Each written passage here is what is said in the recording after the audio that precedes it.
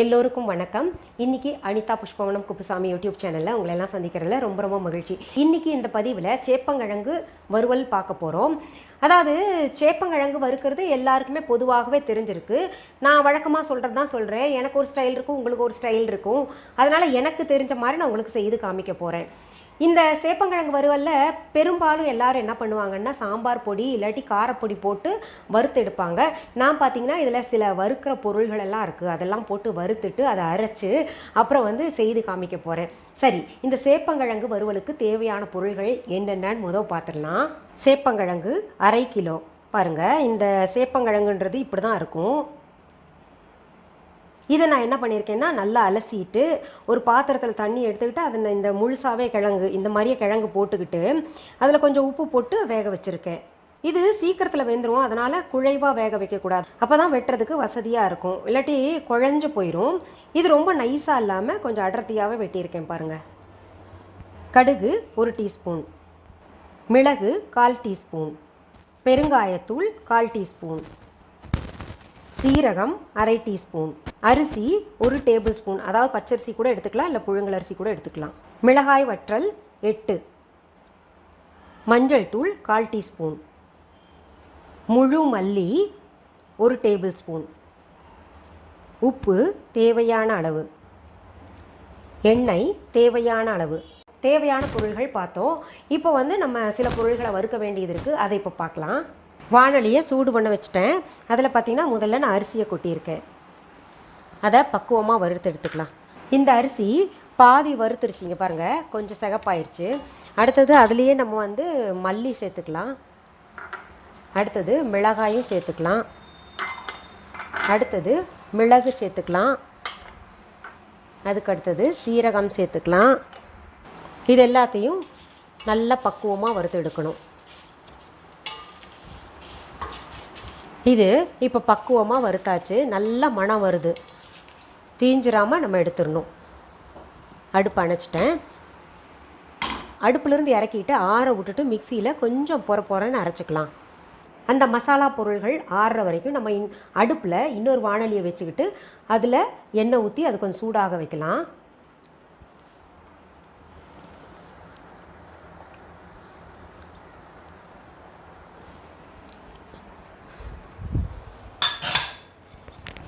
நான் எண்ணெய் 1 table spoon அளவுக்கு எடுத்திருக்கேன். தேவைப்படுமையானால் பின்னாடி சேர்த்துப்பேன்.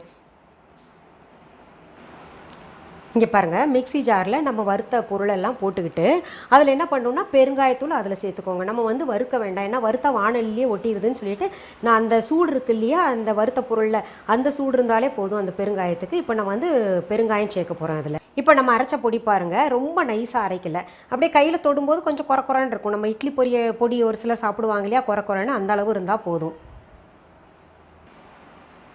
வாணலியில் நம்ம எண்ணெய் ஊற்றி வச்சோம் இல்லையா, அது சூடாயிடுச்சு. இப்போ கடுகு போட்டு வெடிக்க செய்யலாம். கடுகு வெடிச்சிருச்சு. இப்போ நம்ம இந்த காயை கொட்டிக்கலாம். வெட்டி வச்சுருக்கோம் இல்லையா, அதை கொட்டிக்கலாம்.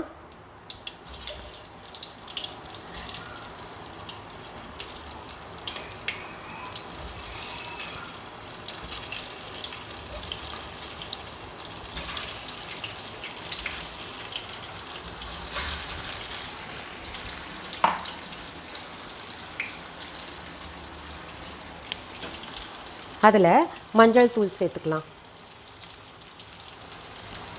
தேவையான அளவு உப்பு சேர்த்துக்கலாம்.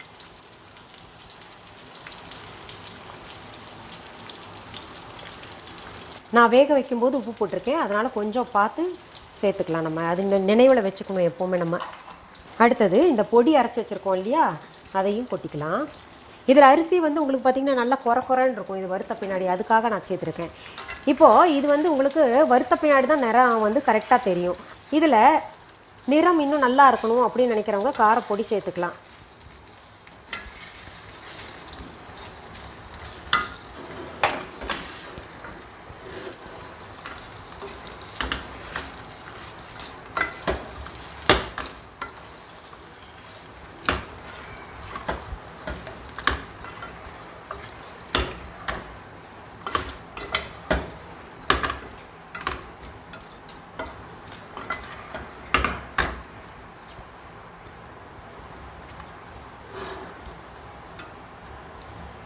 பாருங்கள், இப்போவே அந்த கலந்த உடனேயே நல்லா நிறம் மாறிடுச்சுல்ல.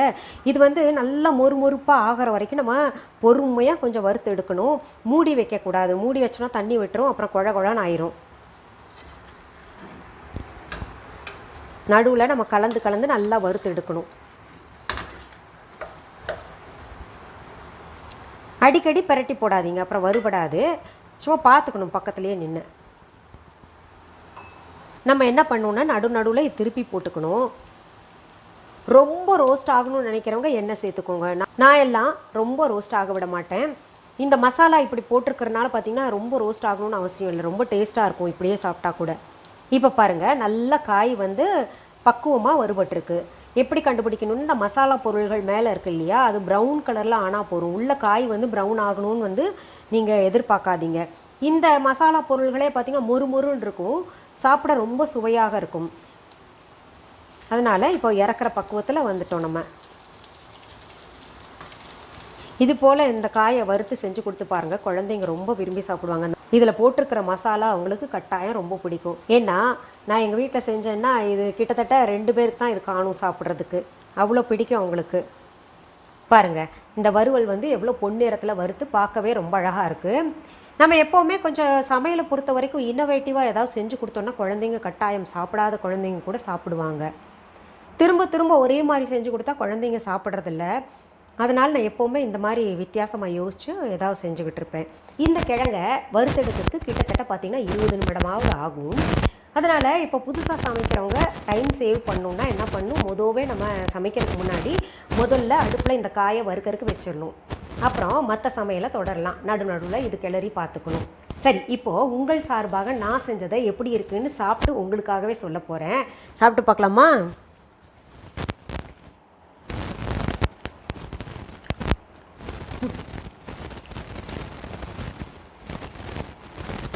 ரொம்ப சுவையாக இருக்குது. நீங்களே நினைப்பீங்க இவங்களே சமைக்கிறாங்க, இவங்களே சாப்பிட்றாங்க, இவங்களே புகழ்ந்துக்கிறாங்க அப்படின்னு நினைப்பீங்க. அப்படி கிடையாது. பார்த்திங்கன்னா நான் பல காலமாக சமைச்சு என் கை வந்து நல்லா பக்குவப்பட்டுருச்சு. அதனால் வந்து எது சமைச்சாலும் சுவையாக வரும். சரி, நீங்களும் இந்த சேப்பங்கிழங்கை இந்த மாதிரி வறுத்து சமைச்சு சாப்பிட்டு எப்படி இருந்ததுன்னு கமெண்ட் பாக்ஸில் கமெண்ட் பண்ணுங்கள். மீண்டும் அடுத்த பதிவில் வேறு ஒரு நல்ல தலைப்போடு உங்களை எல்லாம் சீக்கிரத்தில் சந்திக்கிறேன். அது வரைக்கும் நன்றி, வணக்கம்.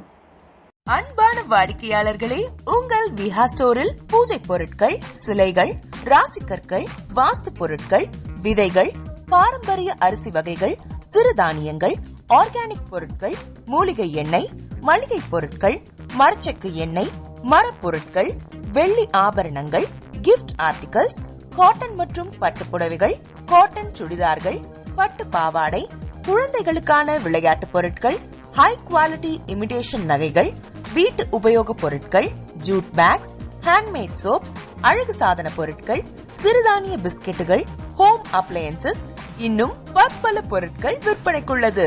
விஹா ப்ராடக்ட்களை நீங்கள் வாங்க விரும்பினால் அது எங்களுடைய viha.online வெப்சைட் மற்றும் சென்னை ராஜா அண்ணாமலைபுரத்தில் உள்ள எங்கள் விஹா ஸ்டோரில் மட்டுமே கிடைக்கும் என்பதை தெரிவித்துக் கொள்கிறோம்.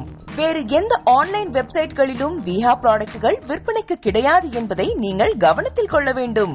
எங்கள் விஹா ஸ்டோரின் விலாசத்தை கண்டறிய கூகுள் மேப்ஸில் விஹா ஸ்டோர் என்று டைப் செய்தால் வழியை கண்டறியலாம். www.viha.online வெப்சைட்டிலும் விஹா ஸ்டோரின் அட்ரஸ் உள்ளது.